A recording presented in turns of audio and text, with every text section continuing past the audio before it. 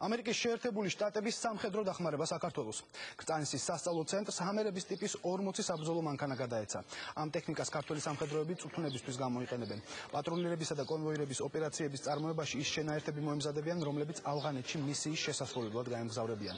ტექნიკის გადაცემის საზეიმო ცერემონიას დღეს საქართველოს თავდაცვის სამინისტროს და შეერთებული შტატების საელჩოს წარმომადგენლები დაესწრნენ. ეს მანქანები გამოყენებული იქნება ჩვენი ბატალიონების მომზადებისათვის, რომლებიც გაემგზავრებიან ავღანეთის სამშვიდობო ოპერაციებში.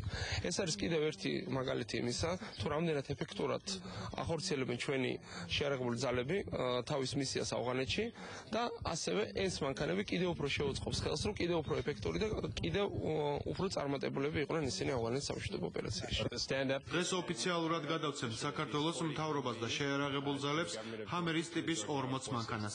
იმედს გამოვთქვამთ, ეს მანქანები დიდ დახმარებას გაუწევს ქართველ ჯარისკაცებს, რომლებიც ავღანეთში კოალიციის ძალების გვერდით იბრძვიან. ვიცით, რომ თქვენმა ჯარმა რამდენიმე ჯარისკაცი დაკარგა და მძიმე სამუშაო შეასრულა ამერიკელ საზღვაო ქვეითებთან ერთად.